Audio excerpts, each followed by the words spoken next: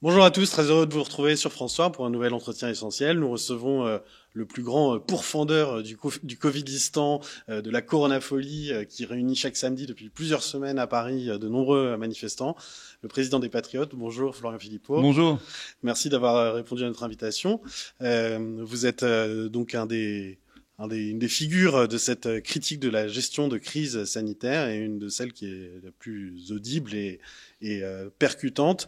Mais comment avez-vous formé votre jugement si on se replace dans le temps long sur la santé publique? Il y a bien avant en 2020, vous vous alertiez déjà sur l'austérité européenne, par exemple, qui conduisait à un délitement du système français. Est-ce que vous pouvez retracer la jeunesse depuis peut-être même votre période chevènementiste de votre réflexion sur la santé publique? Oui, alors, j'avais des réflexions que j'ai toujours sur la santé publique, mais si vous voulez, aujourd'hui, toutes les cartes sont rebattues parce que j'avoue que je fais pas partie des gens qui, dans une boule de cristal, avaient vu qu'un jour nous aurions un virus qui allait bouleverser la planète et la France et nous mettre en confinement et créer un passeport pour aller prendre un café en terrasse. Ça, j'avoue que je l'avais pas pressenti.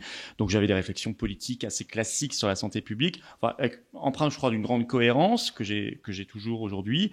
C'est-à-dire que moi, je pense qu'un système de santé publique, c'est d'abord faire confiance aux soignants et aux médecins.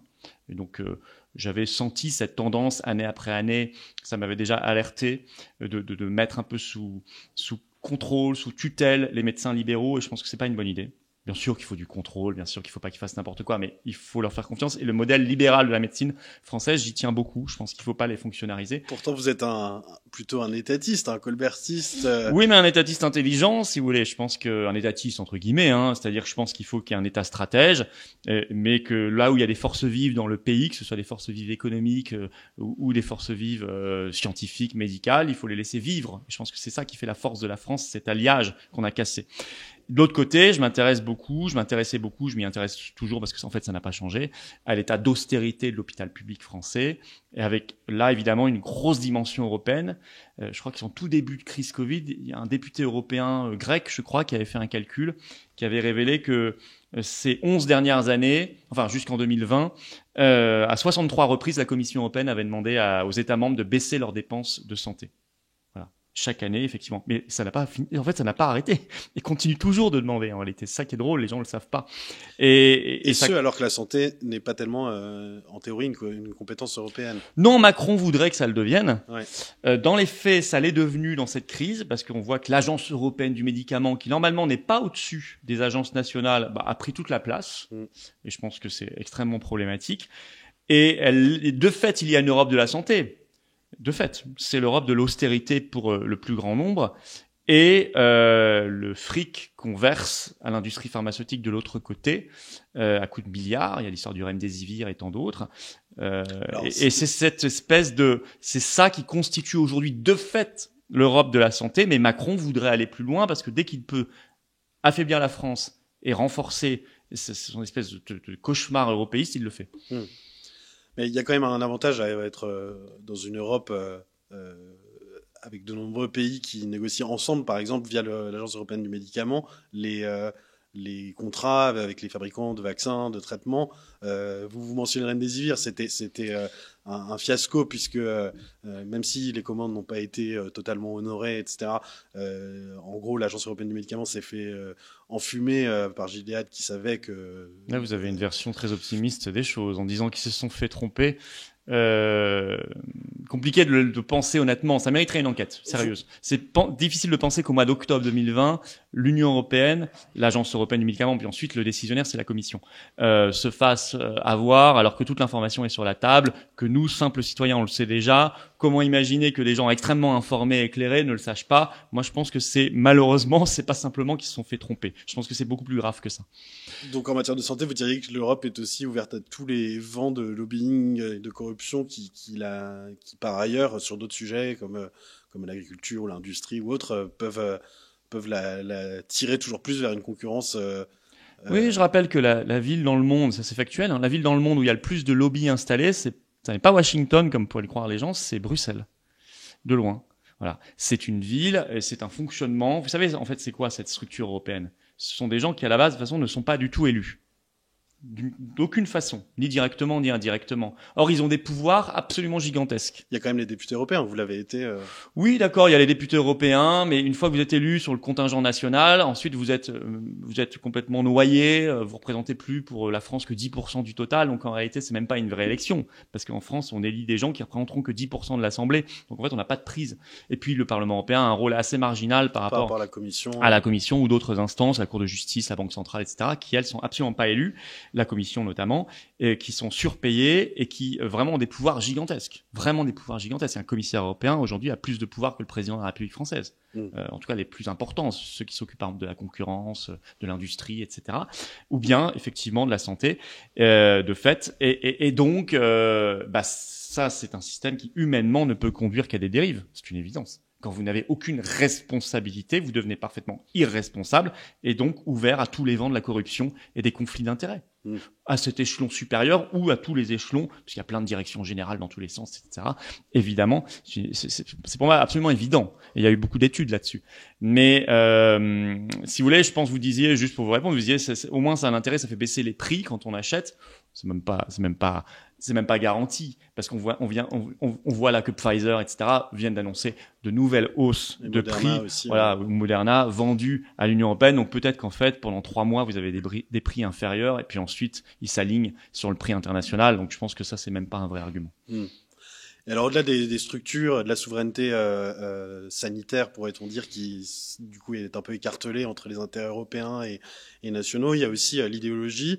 Vous avez très tôt dénoncé cette absurdité à vos yeux que les frontières, que le virus n'est pas de passeport, selon la formule restée fameuse, et qu'on ait à tout prix envie de ne pas fermer nos frontières nationales, alors que tout l'imposait.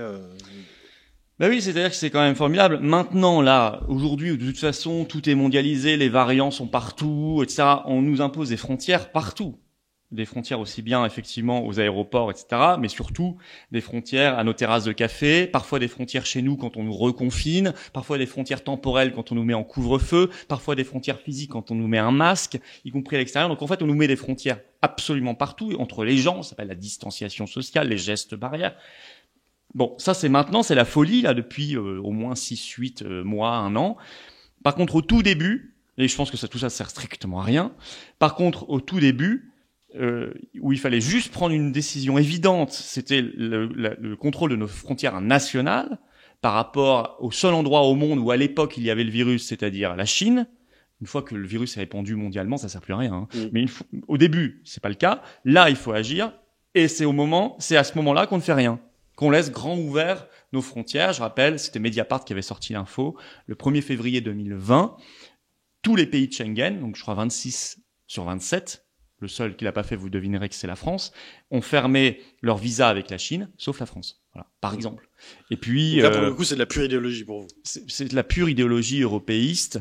Oui, ils ont mis énormément de temps à bouger, même intellectuellement, idéologiquement sur les frontières. Mais ensuite, ils l'ont fait d'ailleurs. C'est comme sur les masques, en fait. Ils l'ont fait dans l'excès inverse.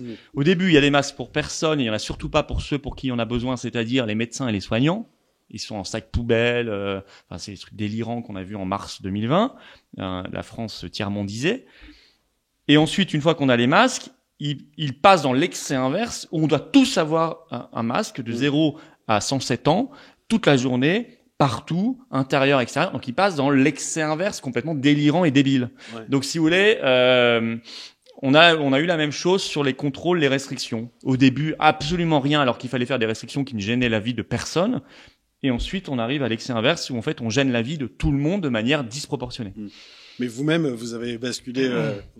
vous reproche vos détracteurs d'un excès à l'autre. Vous réclamiez des masques. On vous ressort régulièrement ces derniers jours encore vos interventions du début de la pandémie de mars 2020, avril 2020, où vous réclamiez des masques pour tout le monde, le port du masque, y compris en extérieur. Et puis ensuite, vous êtes la symétrie du discours officiel. Non, mais alors merci de me poser la question. Parce que je vois qu'ils ont tellement rien à dire sur ce qu'on fait et ce qu'on propose, sur les livres que j'ai écrits. Mon premier est sorti en août 2020, je peux le réécrire aujourd'hui. C'était l'oligarchie démasquée. Ensuite, en février 2021, j'ai sorti La Grande Bascule. Je peux les réécrire au mot près. Donc, ma pensée, c'est quand même stabilisé très vite. Mais ces gens-là n'ont tellement pas d'arguments qu'alors ils me ressortent ce que je disais en mars-avril 2020, où je disais déjà aussi d'autres choses très sensées. Je parlais déjà des traitements, oui. Je parlais déjà de l'austérité à l'hôpital, etc. Mais ça, ils font semblant de pas le voir. Donc, ils parlent effectivement du masque et des confinements. J'étais un peu comme tout le monde au début. Un peu sidéré de voir qu'il n'y avait pas de masque, par exemple, pour les soignants. Donc, j'en réclamais. Peut-être que j'allais trop loin, effectivement, à l'époque. Et sur les confinements, le truc arrive, le virus arrive, on ne sait pas ce que c'est, on ne sait pas qui il frappe, on ne sait pas comment il se transmet, on ne sait pas sa vraie dangerosité. On voit que la Chine fait ça, on voit que l'Italie confine, l'Espagne le fait. On se dit peut-être qu'il faut faire ça et qu'effectivement, on n'a pas le choix. C'est ce que je pense à ce moment-là et je le reconnais bien volontiers. Vous l'assumez aujourd'hui pour une simple raison, c'est qu'on manque de recul. Alors, me reprocher aujourd'hui de ne pas stabiliser ma pensée à un moment au tout début et de ne pas être capable de comprendre, ou en tout cas de faire croire qu'on ne peut pas comprendre qu'il faille évidemment avoir un peu de recul dans une crise pour parfaire son opinion, revoir ses jugements, voire les changer. Je pense que c'est une preuve d'intelligence. Comme on dit, il y a que les imbéciles qui changent pas d'avis. Je pense que c'est particulièrement de mauvaise foi et ça prouve que ces gens-là sont évidemment dans la mauvaise foi. C'est-à-dire qu'ils nous demandent en fait d'avoir tout de suite une décision, une position sur une crise sans recul, qui soit la même et qui ne bouge plus ensuite. Mais c'est un symbole de bêtise totale. D'ailleurs, pour une bonne part, ils sont restés dans leur alarmisme. Mais eux, effectivement, ils n'ont pas changé. Eux, effectivement, ils en sont probablement fiers. Ils ont toujours l'opinion qu'ils avaient en mars 2020. Ouais. C'est-à-dire qu'il faut confiner, qu'il faut qu'une politique sanitaire, c'est une politique de restriction de liberté, etc. Non, moi, je suis désolé. Très rapidement, mais en m'instruisant, en regardant ce qui se faisait à l'étranger, en regardant ce qui se faisait en Suède, par exemple, et dans d'autres pays, en lisant des études scientifiques, en lisant Ioannidis, probablement des noms qui leur disent rien, parce que ces gens-là ne s'instruisent pas. J'ai évolué, mais très vite. Dès le mois de mai-juin 2020, je me suis stabilisé dans ma position et je sais très bien, j'ai parfaitement su ce que je pensais de cette affaire. Et j'assume qu'il m'a fallu un petit peu de recul et je pense que c'est plutôt un signe de maturité et d'intelligence que d'être capable de se forger une opinion sur quelques semaines plutôt qu'en une seconde. Parce que si je m'étais forgé une opinion en une seconde, ça voudrait probablement dire qu'elle était fausse. Et si je voulais absolument m'y accrocher pour le plaisir de m'y accrocher, ce serait un signe de profonde bêtise. Enfin, j'ai vu qu'effectivement le journal Marianne, je le cite quand même, qui se disait souverainiste, m'a attaqué le plus violemment, plus violemment qu'aucun autre journal, y compris macroniste, ne l'a fait. Voilà. Donc probablement que ça ouvrira les yeux de certains sur la réalité de certains ou de certaines journalistes qui se disent souverainistes, mais qu'en fait on ne voit jamais dans le combat quand c'est nécessaire. En revanche, on les voit dans le combat pour défendre leur porte-monnaie et aller chercher des chroniques sur telle ou telle chaîne pour se faire de l'argent. Alors depuis que vous avez stabilisé votre position, comme vous dites, vous avez cessé de ferrailler contre les mesures absurdes, contre ce que vous appelez l'absurdistan autoritaire. Est-ce que vous en avez pas fait parfois un peu trop votre miel, parce qu'effectivement on ne savait plus où donner de la tête et il y avait tous les jours une surenchère de mesures qui se prêtaient à cette critique, mais il y a dans l'action publique étatique, il y a forcément une part d'absurde incompressible puisque les directives se doivent d'être claires, donc ne peuvent pas être ajustées au cas par cas dans le moindre détail. Vous n'avez pas donné parfois dans la facilité là-dessus ? Non, mais moi, je veux bien admettre qu'on tâtonne sur une maladie qu'on connaît pas au début. Je pouvais admettre le premier confinement. Je pense qu'il a fait beaucoup de mal au pays, mais je vais pas accabler le gouvernement sur ce premier confinement. Je le fais sur le deuxième et le troisième, et là, ce qu'ils sont en train de faire aux Antilles. Là, maintenant qu'on a le recul nécessaire, je me permets, c'est mon devoir de les accabler en disant ce que vous faites maintenant que vous savez. Ok, peut-être qu'en mars 2020, vous saviez pas, mais maintenant que vous savez, vous n'avez plus le droit de faire ça. Donc, si vous voulez, moi, je veux bien qu'on s'adapte, qu'on tâtonne, qu'on fasse des erreurs. Bien sûr, n'importe quel ministre fera des erreurs, n'importe quel président de la République fera des erreurs. Et ça, c'est pas moi qui vais leur reprocher. En revanche, quand même, la somme de mesures soit débile. Là, ils nous mettent, par exemple, des passes sanitaires sur les plages privées. Ils nous mettent les passes sanitaires sur les terrasses des cafés. Qu'on m'explique comment ça peut se justifier d'un point de vue sanitaire. Donc, soit ce sont des mesures débiles, soit ce sont des mesures graves, qui ont un impact grave. Un pass sanitaire à l'entrée d'un hôpital, même le Conseil national de l'ordre des médecins l'a dit, la défenseur des droits l'a dit, c'est criminel. Là, j'ose le dire, c'est pas simplement de la débilité. Là, c'est une faute criminelle. Parce que je pense qu'il y a des gens qui vont en mourir, tout simplement. Des gens qui un peu perdus ou qui ne savent pas quels sont leurs droits, qui n'oseront plus aller dans les établissements de santé, se faire soigner à l'hôpital, suivre leur traitement, suivre leur rendez-vous, et donc ils vont plus y aller. et ils ne vont plus être soignés et ils vont mourir. Voilà la réalité des décisions. Alors oui, mon devoir, c'est de le dire haut et fort. J'ai plein de moyens pour le faire, notamment les réseaux sociaux. Je ne m'en prive pas. Je pense qu'il faut réveiller les consciences. Je pense qu'il faut parfois même choquer. Je pense que plus il y a d'images, quand on voit par exemple des policiers qui investissent des terrasses, qui font des descentes de police sur des terrasses pour aller flasher des QR codes de parents qui sont en train de manger avec leurs enfants un steak frites ou des amis qui sont en train de boire un verre en terrasse, je trouve que c'est profondément choquant et il faut le montrer. Et moi, j'appelle tout le monde à filmer un maximum. On a tous maintenant des téléphones. On peut filmer en direct. On filme, on met sur nos réseaux sociaux. Vous êtes refoulé d'un hôpital à cause du pass sanitaire, filmez-le et mettez-le en ligne. Vous êtes refoulé d'un centre commercial où se trouve votre pharmacie ou votre cabinet médical traditionnel, filmez-le et mettez-le en ligne. Vous voyez une descente de police sur une terrasse, filmez-le, mettez-le en ligne. J'assume cette politique, c'est un peu activiste, mais aujourd'hui, nous avons le devoir de faire ça parce qu'on a une telle propagande en face qu'il faut qu'on utilise nos armes. Nos armes les plus fortes, c'est ce qu'il y a de plus visible. Et donc, il y a une arme que vous utilisez depuis maintenant une quarantaine de semaines, c'est ça Les manifestations. Les manifestations. Pile 40 semaines cette semaine, oui. Donc ça va être la 40e ce samedi Exactement. prochain. Exactement. Donc c'est consécutive. C'est tous les samedis, à quelques exceptions près où c'était le dimanche, aussi avec des déclinaisons dans des villes en province, un peu partout via votre mouvement des Patriotes. Comment vous regardez l'ampleur que ça a prise avec, en gros, c'est le pass qui vous a fait décoller. Vous avez longtemps été en croissance régulière, mais assez modérée, et puis boum, ça a explosé en juillet avec le pass en termes de nombre de manifestants. Oui, alors nous, on a commencé à manifester, place Pierre-Laroque, c'est-à-dire à Paris, sous les fenêtres du ministère de la Santé, le 24 octobre 2020, sur le principe qui est toujours le même aujourd'hui, c'est-à-dire cette confusion volontairement entretenue par le pouvoir de nous faire croire qu'une politique de restriction de liberté, c'est une politique sanitaire. Et ça, nous, on veut casser ce signe d'égalité dans la tête des gens. Ça n'est pas une politique sanitaire, c'est de la politique.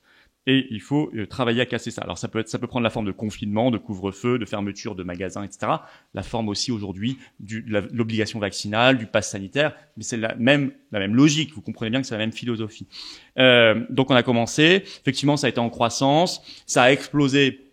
On l'a fait d'ailleurs partout en France. Bravo aux référents des Patriotes. Il n'y a pas du tout que la place Pierre-Laroque. Parfois, il y avait des samedis où on avait 20 manifestations en même temps dans toute la France.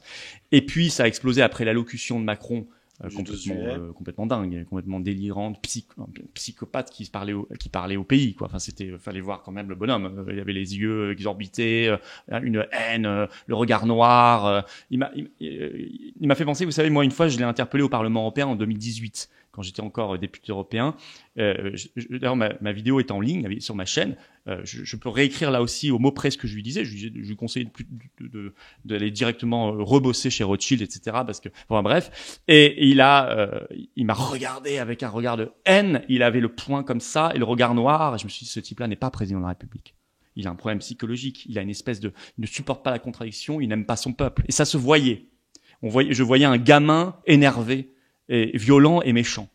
Et ben là, il a fait le coup aux Français lors de l'allocution du 12 juillet. Alors ça a décuplé, centuplé la mobilisation parce qu'il a annoncé sur le fond, bien sûr, il a annoncé l'obligation vaccinale, il a annoncé le pass sanitaire étendu, mais aussi par le ton qu'il a employé. Ouais, il a fait peur à des gens, vraiment. Des gens étaient en pleurs après son allocution. Moi, j'en ai eu plusieurs au téléphone parce qu'ils se sont dit, mais ce type-là est prêt à tout. Il est d'une violence inouïe, il nous déteste, il nous fait la guerre. Et je pense que c'est le cas.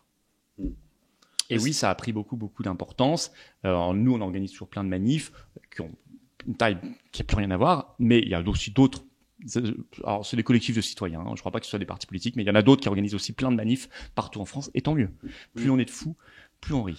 Alors justement, il y a une particularité parisienne, c'est que ailleurs en France, il y a quasiment une seule manif par ville ou village, même puisqu'il y a même des petits villages où il y a eu des rassemblements, des mobilisations. Mais à Paris, le mouvement se fractionne entre différentes mobilisations, plus ou moins identifiées d'ailleurs, parce que on ne sait pas toujours quelle mouvance déclare ou organise tel rassemblement, à part vous qui êtes une figure identifiée. Pourquoi vous coordonnez pas mieux? Pourquoi vous répartissez pas samedi, dimanche, par exemple? Alors, écoutez, moi, je suis prêt à tout là-dessus. Je suis vraiment un grand partisan de l'unité. On peut pas nous le reprocher puisque depuis 40 semaines, on a invité à chaque fois tout le monde. Et Dieu sait qu'on a donné la parole à un maximum de monde qui sont venus place Pierre-Laroque, ou ils sont venus aux grandes manifestations. J'ai ouvert au collectif Peuple Libre, à Dupont-Aignan, à Poisson. J'ai invité Asselineau sans succès, mais au moins 15 fois. On a fait parler des Gilets jaunes, on a fait parler des médecins, des collectifs, des artistes. Enfin, vraiment, on a donné la parole absolument à tout le monde. Et donc, si vous voulez, nous, on est vraiment dans cette démarche. Quand la première grande manif qui a eu lieu après l'allocution d'Emmanuel Macron, c'est celle du 17 juillet. Palais Royal jusqu'à Pierre-Laroque, qu'on a organisé, c'était notre 36e à l'époque ou 35e, organisé, déclaré, et puis financé. Ça coûte un peu d'argent. Enfin, c'est nous qui prenons tout en charge, puis on l'offre aux gens. Vous avez répondu d'ailleurs à ce sujet avec humour à ceux qui vous demandaient d'où vient l'argent. Ouais. Oui, j'ai dit c'est Trump, Poutine, c'est Trump et Poutine et Kim Jong-un. Voilà. Mais en réalité, en fait, c'est les adhérents et les donateurs. Enfin, ils le savent très bien. Je pense que ça fait à peu près 1 an et demi que je le dis au début de chacune de mes vidéos sur ma chaîne YouTube tous les jours. Donc, il suffisait juste d'aller sur ma chaîne YouTube, ils avaient la réponse plutôt que de partir dans un espèce de complotisme délirant, mais un complotisme chic, autorisé, celui que les médias mainstream ont le droit d'écrire. Qui finance Philippot? Là, ça leur pose pas de problème. Bon, à tout point de vue. Bref, fermons cette parenthèse un peu stupide là aussi. Je pense qu'il faut leur répondre en se foutant d'eux. Ils méritent que ça. Donc, si vous voulez, dès ce 17 juillet, nous, on a invité tout le monde. Alors, plein de monde est venu. Dupont est venu, Martine Vonner est venue. Qui est venu encore? Tout le monde est venu. Francis Lalanne est arrivé. J'ai dit, allez, vas-y, mets-toi dans le cortège. Tout le monde est venu. Très bien. Et puis dès ce jour-là, je crois que vous avez une figure des Gilets jaunes, Monsieur Rodriguez, qui a tweeté, ça, on peut le retrouver, je n'irai pas à la manif. Bon, c'est son droit. Mais donc, il prend la responsabilité de diviser. C'est tout. Alors, c'est pas dramatique. On n'est pas obligé tous d'être tout le temps unis partout. La vie est plus compliquée que ça. On n'est pas tous d'accord. À la limite, c'est pas grave. Le principal, c'est qu'au moins vous alliez manifester. Ouais. Voilà. Nous, on en fait une là ce samedi, donc 21 août. À 14h, c'est un peu plus tôt que d'habitude, 14h, place d'Enfer Rochereau, le départ. Et on fera un grand cortège. Et toujours la même arrivée? Alors non, on va arriver place Vauban. Place Vauban, voilà, place Vauban, on va marcher un peu plus cette fois-ci, enfin 3 km à peu près. Ça va être, il fera beau, enfin je veux dire, mais voilà, après il y a d'autres manifs probablement qui s'organisent. Très bien, et au moins aller manifester. Chez nous, c'est vrai qu'il y a de la sécurité, c'est organisé. Il y a beaucoup de drapeaux français pour ceux qui sont dans l'âme patriote. Et je sais que c'est quand même l'essentiel de nos compatriotes. Et puis voilà. Et il y a beaucoup moins de policiers que aux autres. Comment vous expliquez ça? Parce qu'on a un service d'ordre, parce qu'il y a pas de, justement, parce qu'il y a du calme. Et que donc, ils ont préféré, comme ils n'ont pas des ressources infinies, surtout au mois d'août. En fait, je crois qu'ils sont dans une démarche très pratique. Ils n'ont pas beaucoup de moyens humains au mois d'août. Donc, beaucoup de policiers sont en vacances. Donc, ils les mettent là où ils estiment qu'il peut y avoir des dérives, et pas chez nous. Voilà. Parce que c'était frappant samedi dernier. Votre manifestation était... Non, mais même parfois, il en faudrait peut-être quand même un petit peu. Quasiment absente. Nous, on en demande un petit peu quand même. Hein. Ouais. On a écrit, on a quand même écrit à la préfecture de police. Alors que les forces de l'ordre encadraient de façon très serrée les manifestations. Alors, on veut surtout pas tomber là-dedans. Qui se rendaient de la Porte Dorée. Tout à fait. J'ai vu les images. Je n'aime pas ça. Des manifestations, on nous prend pour des bébés encadrés par que des policiers, puis on avance comme on a le droit. Et vous chantez. C'était d'ailleurs beaucoup des gendarmes. Parce que ou des gendarmes. Enfin, ils font leur boulot eux. Mais je veux dire, ça, je ne veux surtout pas qu'on tombe là-dedans et je l'accepterai pas. Mais de l'autre côté, nous, on a des dizaines de milliers de personnes et 0 policiers.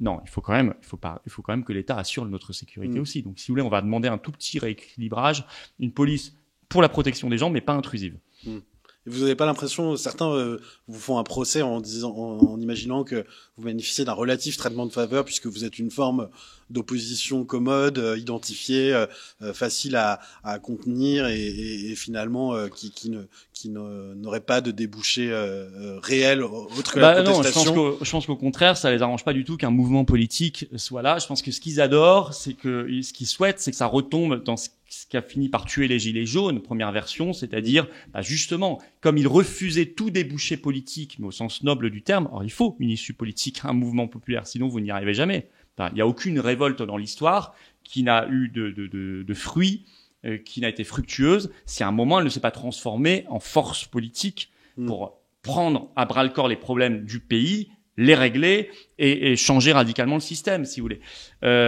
Donc eux, ce qu'ils veulent, c'est justement qu'il y ait une espèce de mélange de mouvances non identifiées, parce que ça, ils savent que ça finit toujours par s'effilocher, que ça ne mène strictement à rien. Je pense qu'au contraire, on les dérange beaucoup plus en étant un mouvement politique qui, en plus, est dans une démarche ouverte. Moi, j'invite d'autres candidats à la présidentielle qui défilent avec moi. Donc, je suis pas dans un truc, là, à faire un meeting. Pas du tout. On est dans une démarche extrêmement sincère et ouverte. On l'a prouvé en 40 semaines.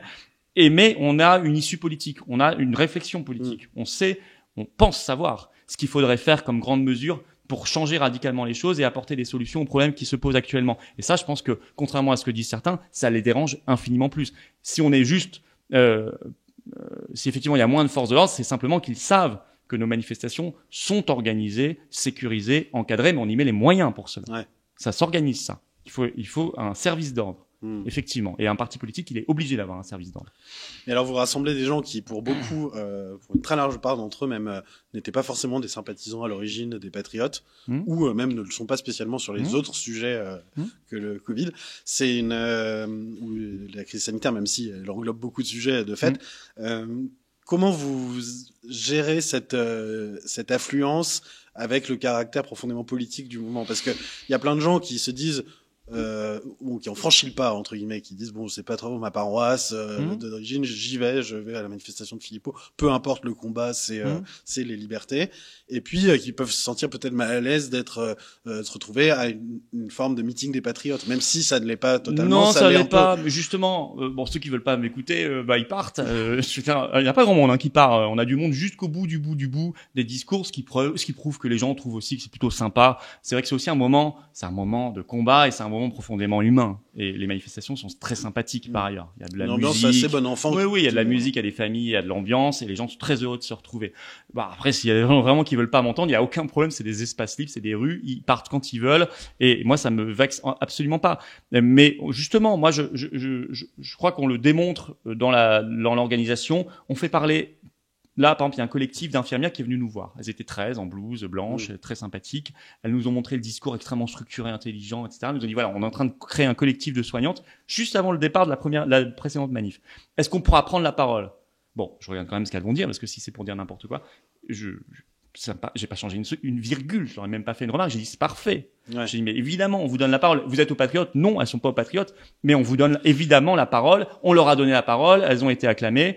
On donne la parole à Divisio, Maître Divisio, il est pas aux patriotes. On lui donne la parole. Si d'autres candidats, d'autres formations politiques viennent, on leur donnera la parole. J'ai proposé aussi avec qui je suis en contact, à Joachim Sonforget, de venir et de prendre la parole. Vous voyez, donc et ça, je pense que ça rassure les gens parce qu'ils se disent, ils sont dans une démarche où simplement ils visent le combat, le bien commun, et donc, ça amène à ce que les prises de parole ne soient pas simplement liées aux patriotes stricto sensu. Après, évidemment qu'il y a des patriotes qui s'expriment. C'est nous qui organisons la manifestation, on va pas se cacher non plus. Vous voyez. Mais je crois qu'on le fait dans une démarche très œcuménique. Et vous essayez de vous prémunir d'une accusation de récupération?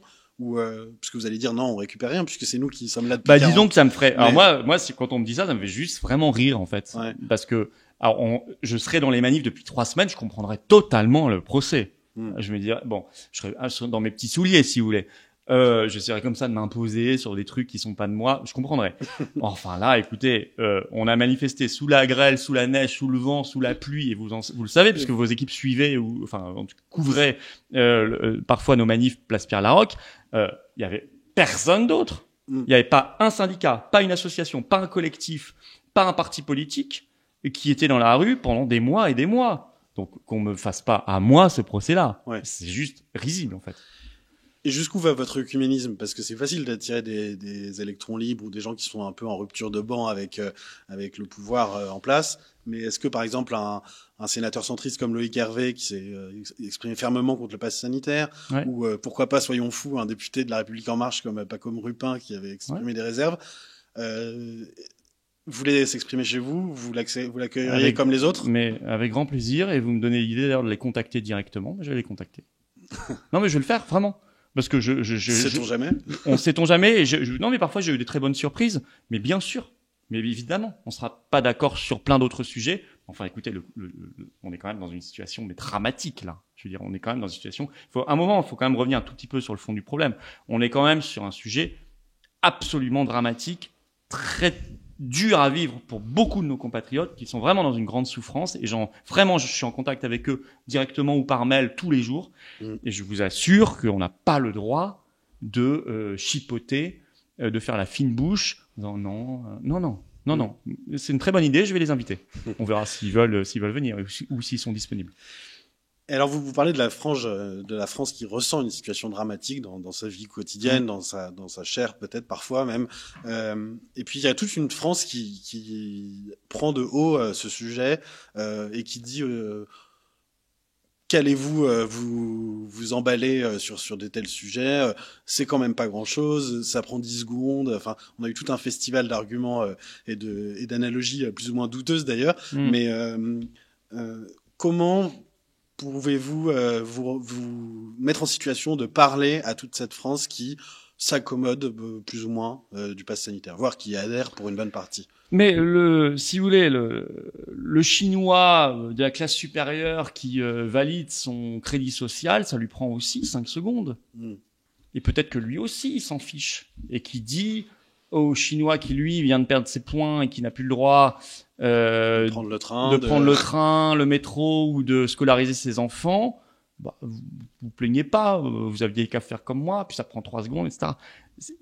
Il y a toujours faire semblant, ou alors je sais pas s'ils le font volontairement, bah là c'est un signe quand même d'endormissement neuronal, hein, pour être gentil. Mais si faire semblant de confondre le principe d'une tyrannie avec ses modalités pratiques dans sa vie de tous les jours, c'est très bête. Évidemment que parfois ça ne prend que 2 secondes de faire un truc, mais ce truc est-il moral? Ce truc est-il acceptable dans une vie en société? Est-ce qu'il est acceptable de devoir flasher un QR code? Si on raisonne juste en flashage de QR code, c'est même pas 2 secondes, effectivement, c'est un dixième de seconde. Mais si on comprend ce qu'il y a dans le QR code et quelle philosophie ça induit, c'est-à-dire l'idée qu'on peut vous autoriser ou vous interdire l'accès à un lieu public banal ou à l'emploi selon votre statut sérologique, votre carnet vaccinal, et puis quoi demain? Qu'est-ce qu'on mettra dans le QR code demain comme critère discriminant? Vous remettez votre liberté dans les mains de l'État. C'est lui qui définira le critère qu'on y mettra. On y mettra peut-être une autre maladie. On y mettra peut-être votre diabète. On y mettra peut-être votre obésité. On y mettra peut-être une autre maladie transmissible, une MST ou je ne sais pas, ou un autre vaccin qu'on vous demandera de faire 8 doses par an. Hein? Enfin, je veux dire, ils n'ont pas compris ça. C'est la grande bascule. Ou ils font semblant de pas comprendre. C'est la grande bascule qui est le titre de votre livre. Ah bah, je veux dire, quand j'ai vu l'allocution de Macron le 12 juillet, où j'ai eu l'impression de vivre en temps réel la grande bascule, je me suis dit, j'ai bien choisi le titre de mon livre. J'y avais réfléchi. Vraiment, on a vécu la grande bascule. Et attention, parce que ce pass sanitaire, on a bien même intuitivement l'idée que c'est la face émergée de l'iceberg. Qu'en fait, on a basculé totalement dans un autre monde. Et c'est ça que se ressent. C'est pour ça qu'il y a du monde comme ça en plein été, en plein mois d'août, dans la rue, dans un pays, parce que la France, ça reste une nation très politique. Et c'est le pays qui réagit le plus aujourd'hui. Hein. Il n'y a pas des grandes manifs comme ça dans le monde ailleurs. Il n'y en a pas à ce point-là. En Italie, ça bouge un peu, etc. Il y avait eu des grosses manifestations à Londres, en Allemagne, mais plutôt, il y en a eu une grosse à Londres fin juin. Plutôt contre le confinement. C'est vrai. Mais là, franchement, la France, il y a beaucoup plus que 230 000 il y en a des millions. Hein. Je veux dire, sûrement parce que des gens, soit consciemment, soit au moins intuitivement, sentent qu'en fait, on a complètement basculé dans autre chose et que ça touchera bien d'autres domaines. Un monde de surveillance, un monde où les indépendants disparaissent, un monde de contrôle, un monde de discrimination légalisée, et bien un monde très stressant, très invivable, qui est pas agréable. C'est pas un monde de joie de vivre. Hein. C'est un monde, faut quand même réfléchir à ça. C'est un monde triste aussi. C'est un monde inhumain. Et puis on sait même pas jusqu'où ça peut aller en fait. On en a même probablement pas l'idée. Mais on a l'intuition que c'est pas bon. En tout cas, que ce qu'il y a derrière, c'est pas bon. Et ça, c'est très politique. Moi, j'ai envie de dire aux gens, c'est éminemment politique cette affaire. En fait, vous êtes en train de faire. Alors là, on est dans la rue, et en fait, vous le faites. En plus, vous le faites remarquablement bien. Vous êtes dans la paix. Vous êtes remarquable. Ils aimeraient que ce soit dans la violence, ça ne l'est pas. Vous montrez que vous êtes des citoyens au sens noble du terme. Et donc tous ceux qui se moquent ou qui méprisent ces manifestations, ils démontrent que eux n'ont rien compris. Ils ont basculé dans quelque chose qui n'est plus la politique, parce qu'ils ne sont plus des citoyens. Ils sont plus probablement que des petits consommateurs, ou des petits producteurs, ou des petits jouisseurs. Voilà. Il y a d'autres personnes dans leur pays qui ont encore une autre conception, plus haute conception de l'homme et du citoyen. Et il faut donc les respecter. Je dirais même qu'il faut les admirer. Parce que moi, je le dis sans arrêt aux manifestants, je les trouve héroïques. Vu les tombereaux d'insultes et de propagande qu'ils se prennent, c'est assez héroïque de continuer à le faire et de le faire de plus en plus nombreux. Vous citez Aldous Huxley à l'appui de votre grande bascule. Je me permets de reprendre la phrase. La dictature parfaite serait une dictature qui a les apparences de la démocratie, une prison sans murs dont les prisonniers ne songeraient pas à s'évader. Un système d'esclavage où, grâce à la consommation et au divertissement dont vous parliez, les esclaves auraient l'amour de leur servitude. C'est... On y est. On y est. Regardez tous ceux qui ont montré sur les réseaux sociaux leur petit bracelet bleu, la SNCF. Ouais. Ils étaient tout contents. Ils ont pris en photo. Regardez, j'ai un beau bracelet bleu, ce qui prouve que j'ai fait mes 2 doses de vaccin. Quelle fierté. Bravo, c'est bien. Ils sont fiers. Ils ont fait un vaccin.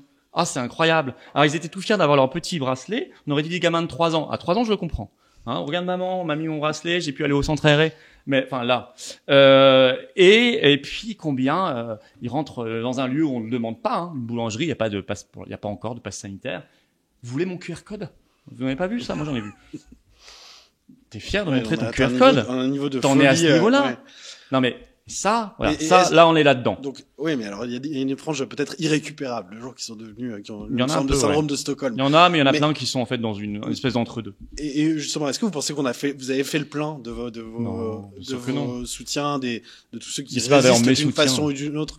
De ceux qui adhèrent à l'opposition ou à une position critique sur ce sujet. Non, bien sûr que non. Est-ce qu'il y a encore de la réserve? Il y a une énorme réserve. En fait, il y a une grande majorité de Français qui supportent pas ce monde-là.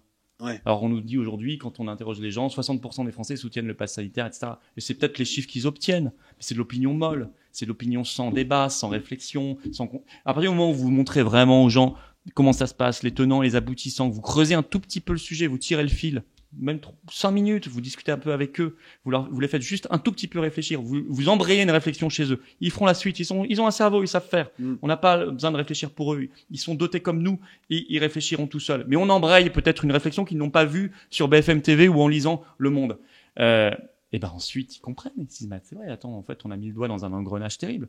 Donc je peux pas être pour ça. Et je peux pas léguer ce monde-là et ce pays-là à mes enfants. Ouais. Donc, vous pensez que ces gens-là, ça c'est très majoritaire. Les lignes peuvent bouger avec des gens qui sont encore peu, qui manifestent. Ceux qui bougeront jamais, ce sont les corrompus.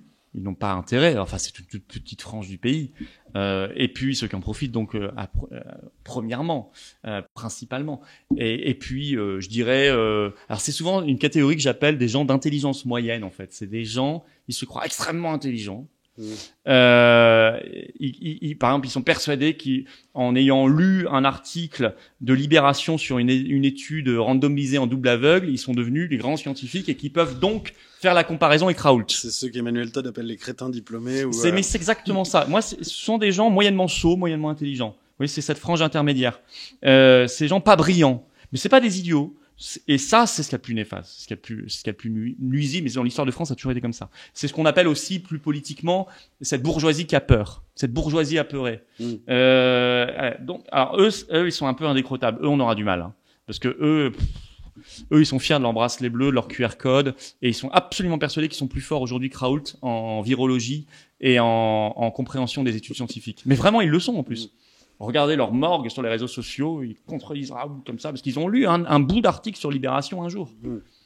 Vous les connaissez, on les connaît tous. On pense à certaines figures, évidemment, mais on ne citera pas de nom. Mais il y a une bourgeoisie aussi dans vos manifestations. Il y a des indépendants. Oui, mais quand je dis bourgeois apeuré, attention, c'est pas bon pour dire je suis aussi un bourgeois dans le sens où je suis de la classe moyenne, du point de vue de mes revenus, etc. C'est pas une classification en termes de richesse. La bourgeoisie, c'est un état d'esprit. Ouais. C'est un état d'esprit, la bourgeoisie apeurée.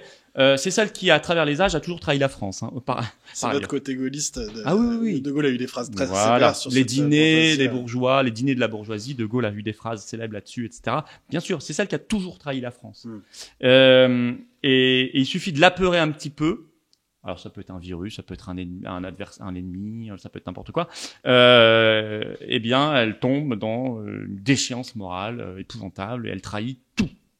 Tout ce qu'elle disait 2 ans avant, elle le trahit. C'est ça, en fait. Donc ça laisse un espoir qu'elle puisse changer. Et en fait, par là, ils sont éminemment français. Ça doit leur déplaire parce que généralement, ils aiment pas trop. Ils ont pas la fibre patriotique, mais en fait, ils correspondent totalement. Et ils sont éminemment français par leur trahison. C'est pas très réjouissant ce que vous nous dites. Ben non, mais c'est une petite. Non, mais vous inquiétez pas. C'est pas numériquement, ils sont pas grand chose. Ah d'accord, c'est pas eux qui feront basculer. Non. Numériquement, ils sont pas grand chose. Non, il se passe un processus éminemment français. Là aussi, ce qui se passe en ce moment avec ce mouvement de résistance est très français dans sa composition, dans sa dynamique. On retrouve toutes les constantes de l'histoire de France. Et comme à chaque fois ça s'est bien fini, pas de raison que cette fois-ci ça finisse pas bien. Ouais. Alors, au-delà des mobilisations, vous avez évoqué aussi d'autres prolongements, comme par exemple une sorte de guérilla par l'image en filmant des situations choc et autres. Pour éviter le syndrome des gilets jaunes dont vous parliez tout à l'heure, ou des gilets oranges, pourrait-on dire, vu que c'est la couleur de votre parti, quel prolongement politique, au-delà de ces mobilisations, au-delà aussi d'espèces de guérilla que vous avez évoquées, est-ce que vous iriez jusqu'à prôner la désobéissance civile, par exemple, comme l'a évoqué Jean-Frédéric Poisson, ou est-ce que il y aura des échéances politiques peut-être inattendues qui vont arriver? Comment vous voyez les mois à venir, à part des manifestations grossissantes? Bien sûr. Je pense qu'il faut... Alors, dans les mois à venir, il ne vous a pas échappé, il y a une élection présidentielle et des législatives. Alors, soit il y a un extrême qui consiste à dire les élections, on s'en fout complètement, ça fera rien, etc. Et il y a un autre extrême qui consiste à dire tout va changer en misant sur la campagne électorale, l'élection présidentielle. Et voilà. Moi, je pense ni l'un ni l'autre. Je pense qu'il ne faut pas faire comme si ça n'existait pas, etc. Il ne faut pas non plus tout attendre de l'élection présidentielle. Je pense que c'est un élément de la stratégie. Il faut y être. Il faut porter le meilleur message possible. Vous y serez? En tout cas, vous. Oui, je l'ai annoncé, mais je suis pas dans ma tête là en campagne du tout. C'est pas le sujet pour l'instant. Parce que moi, je pense que les campagnes électorales, ça n'existe pas. Je pense que, quand ça existe, c'est pas bon signe en fait. Si vous vous mettez en mode campagne, vous devenez un autre personnage. C'est extrêmement bizarre en fait quand vous y réfléchissez. Ouais. Ça n'a pas de sens. Moi, je serais exactement le même jusqu'au bout. Donc on peut dire que vous l'êtes déjà alors, dans un autre sens. Oui, si vous voulez. Mais enfin bon, donc à ce moment-là, je le suis toujours, et puis jamais, et puis tout le temps et jamais. Ce qui, à mon avis, veut dire qu'il y a juste, pour moi, dans ma tête, pas de campagne électorale. Il y a un moment où les médias sont plus focalisés sur vous. Ça s'appelle la campagne électorale pour eux. Mais moi, je ne joue pas un rôle à ce moment-là. Elle existe d'un point de vue médiatique, en fait. Oui, parce qu'il y a plus d'égalité de temps de parole, etc. Mais c'est presque anecdotique.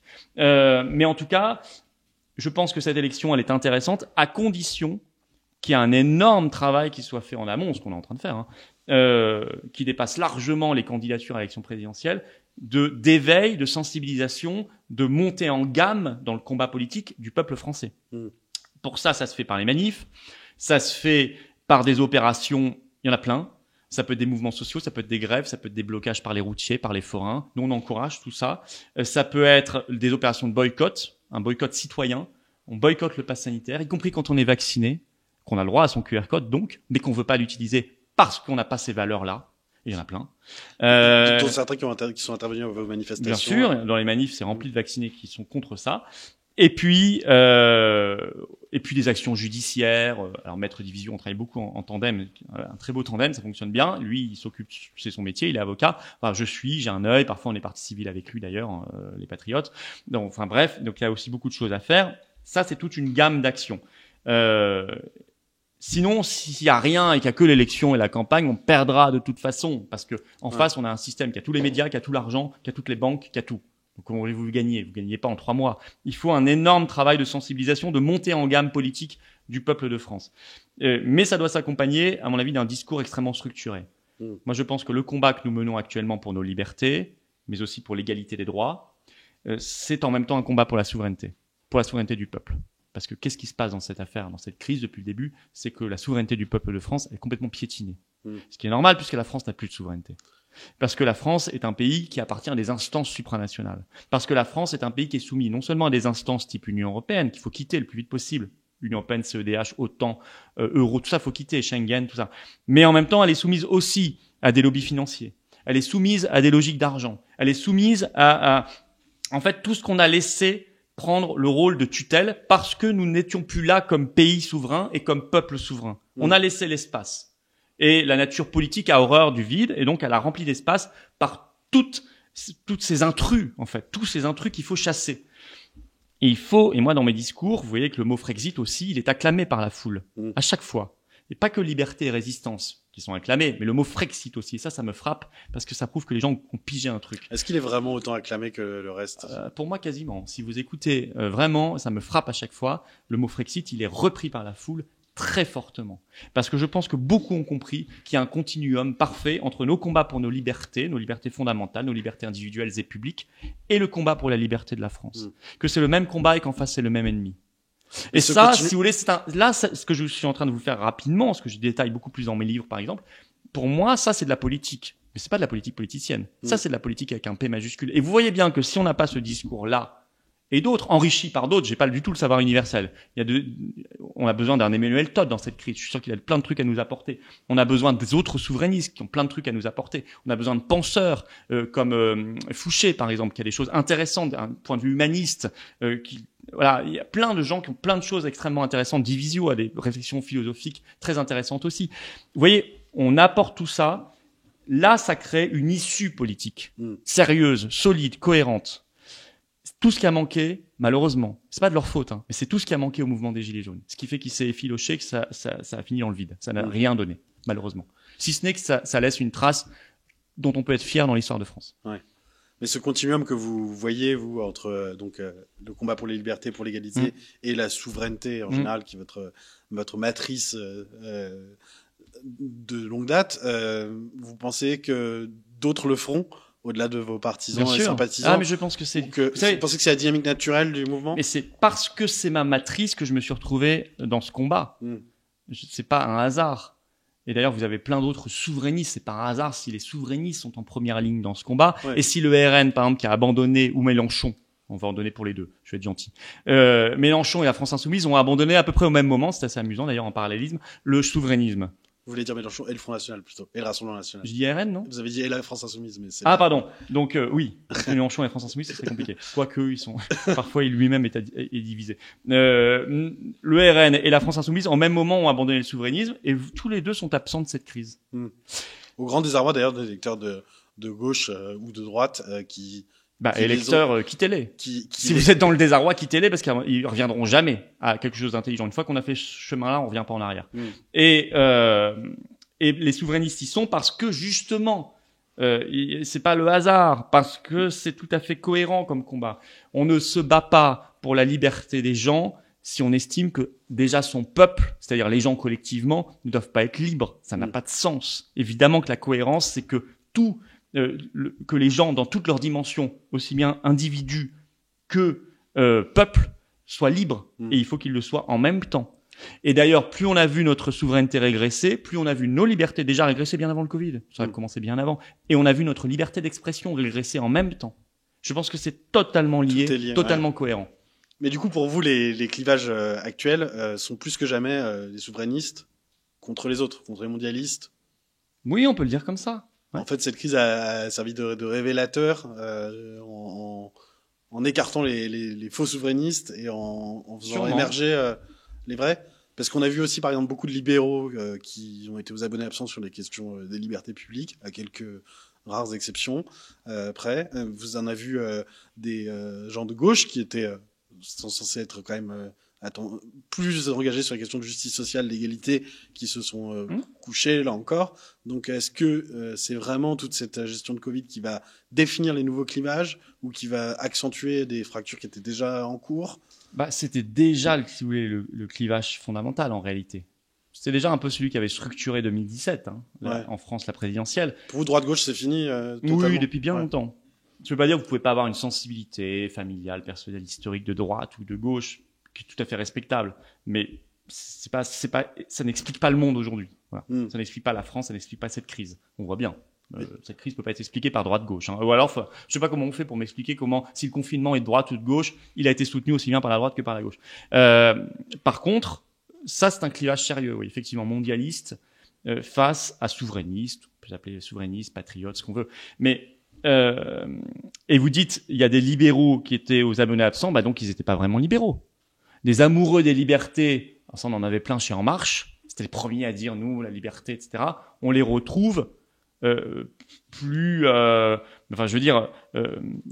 contraignants, plus enfermistes, plus covidistes les uns que les autres, votant mois après mois des choses de plus en plus terribles contre les libertés. Donc c'était des gens qui étaient dans un slogan, dans un discours, pas dans la réalité de ce combat pour les libertés. Même chose sur la question sociale. Dans cette loi, il y a des choses épouvantables sur le contrat de travail, ou bien sur des infirmières, des aides-soignants qu'on peut jeter comme ça du jour au lendemain, ou des pompiers qui sont quand même pas les catégories sociales les plus favorisées de notre pays.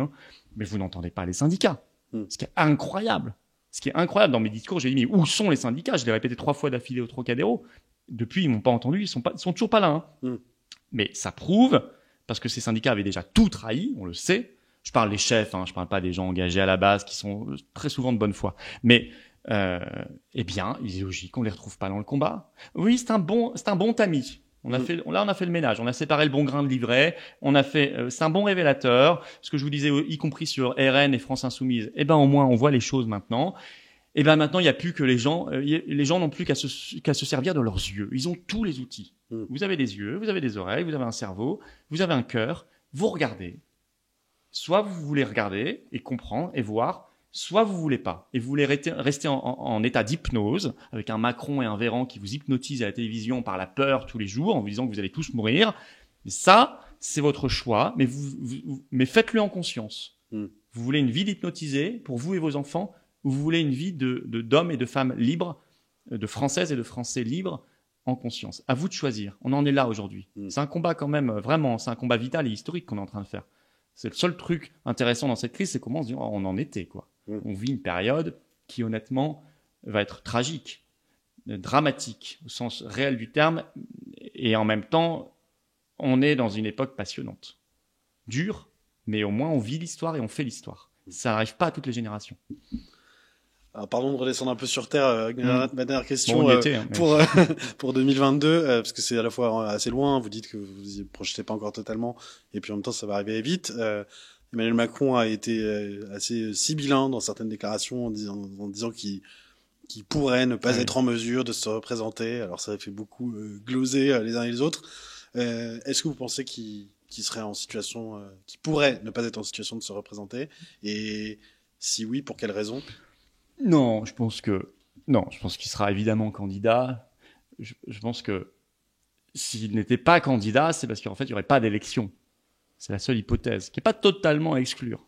Je le dis je l'ai écrit dans mon livre, donc je l'assume. Je le dis très sincèrement. Vu la brutalité de ce bonhomme le 12 juillet, dans son allocution télévisée, je le vois mal accepter de quitter le pouvoir, en fait. J'ai du mal à me dire que cet homme accepterait légalement de quitter le pouvoir. Donc alors on va me dire, il est dans un délire, etc. J'en accepte l'augure. On me disait la même chose quand je lançais ma pétition en novembre 2020 contre le passeport sanitaire. On me disait que c'était un délire complotiste, etc. sur les plateaux télé. Bon, on a vu le résultat. Et encore, j'étais loin de la réalité. Donc, s'il y a une élection tout à fait régulière comme prévu en avril prochain, il sera évidemment candidat. Il faut qu'il arrête son cirque. Il ne rêve qu'à ça. Et puis ensuite, il veut être président de l'Europe et puis président du monde s'il peut, etc. Et s'il l'est pas, c'est qu'en fait, il n'y aura pas eu d'élection. Alors pourquoi? Parce qu'il y aurait un variant absolument terrible. Le alpha, bêta, gamma. On aura changé d'alphabet d'ici là. Ouais, l'alphabet grec va devenir insuffisant assez vite, mais ou alors parce que je ne sais quoi, je ne sais quelle raison. Allez, disons qu'aujourd'hui c'est pas ce qu'il y a de plus probable, mais c'est pas totalement impossible. On arrivera. Il a quand même déjà réussi à déplacer les deux dernières élections. Hein. Municipales déplacées, régionales, départementales déplacées, ce qui était quand même du jamais vu, du peu vu, très très rarement vu en tout cas. Déplacer le mandat présidentiel, c'est plus compliqué. Il faut modifier la Constitution, l'article 6, puisque la durée du mandat du président est dans la Constitution. C'est un chouïa plus compliqué. Mais en même temps, il a face à lui des députés et des sénateurs. Il suffit de leur faire un peu peur. On leur fait bouh, il y a un variant méchant. Hop, ils vont voter tout ce qu'on leur demande de voter. Ils ont toujours fait ça depuis 18 mois.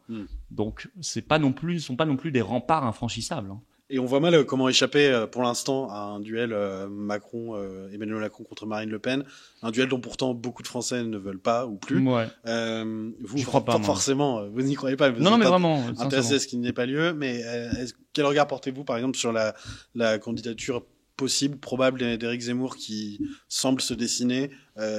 Pour vous, c'est un ballon d'essai, un écran de fumée, une cause perdue? Non, mais je pense qu'il est. Si Éric Zemmour veut vraiment être candidat, manifestement c'est le cas.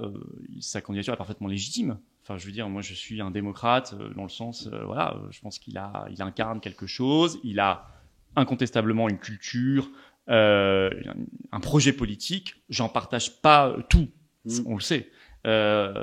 Mais il en a un. Donner un exemple peut-être, parce que pour ceux qui connaissent moins votre programme. Sur le Frexit, on n'est pas. Divergence avec lui. Il est pas pour le Frexit. Moi, je suis favorable, par exemple. On parle pas tout à fait les mêmes visions sur l'islam, l'immigration, etc. Ouais. Lui, il est quand même pour une sorte de Frexit soft, si on peut dire. Non, pas vraiment.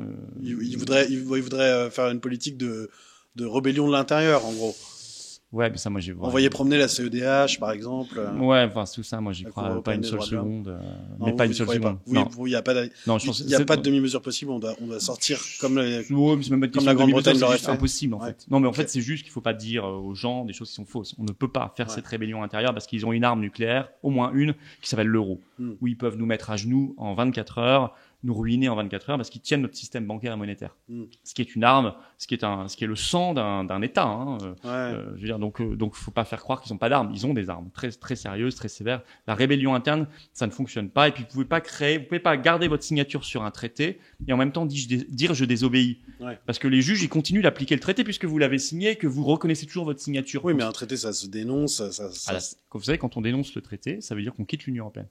Non, mais voilà. Donc, vous voyez, c'est pas une demi-mesure, c'est une mesure de souveraineté normale, classique. Les Anglais l'ont fait, on va le faire. Faut dédramatiser la chose.